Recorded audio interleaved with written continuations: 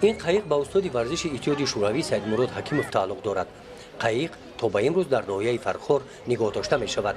سیدمراد حکیموف با همین قایقش تاجیکستان را در عرصه جهان معرفی کرده است.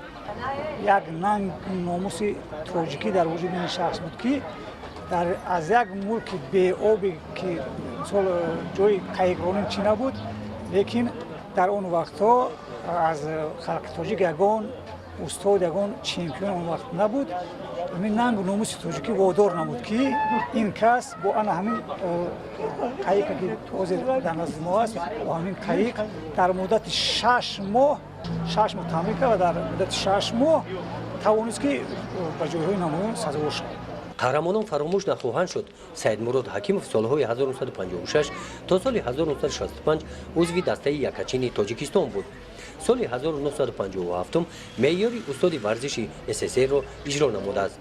شادروان سیدمراد حکیموف در نماد ورزش قایقرانی 7 کرات چمپیون تاجیکستان، 3 کرات چمپیون آسیا و چمپیون اتحادیه شوروی گردیده است. سیدمراد حکیموف در برابر این نشان و افتخارنامه ها نام نیک باقی مانده است. زندگی نامه و کارنامه این انسان وطن پرور در دوره صاحب استقلالی کشور معرفی گردیده برای تربیت نسل نورس همچون نمونه پیشنهاد می‌گردد. سالهایی که ما استادی می‌کردن با ما بسیارتر می‌خواست که همین نمودی قایقرانی در همین ناحیه بسیارتر می‌خواست که شاگردان بسیار برآورد، لیکن افسوس که شرایطی برای قایقرانی در این ناحیه نبود. امسال بسیارتر می‌خواست، لیکن افسوس که همین شرایط نبود.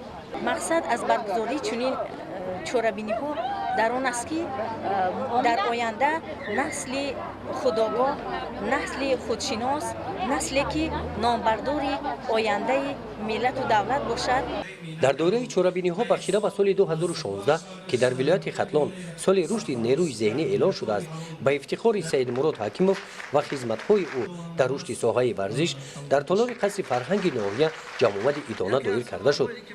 در چورابینی دوستان، نزدیکان، شاگردان و مخلصان ورزش جمع آمدند. در این جمع‌آمد خدمت‌های سیدمراد حکیموف در رشد ساحه ورزش تاجیکستان قید کرده شده. از نام مقامات اجرایی حاکمیت دولتی ناحیه پیشنهاد گردید که یکی از ورزشگاه‌ها در مرکز ناحیه به نام سیدمراد حکیموف نامگذاری کرده شود. گزارش خواجه نظریف خدای نظر ظهورов از ناحیه فرخار برای برنامه اطلاعاتی نوید.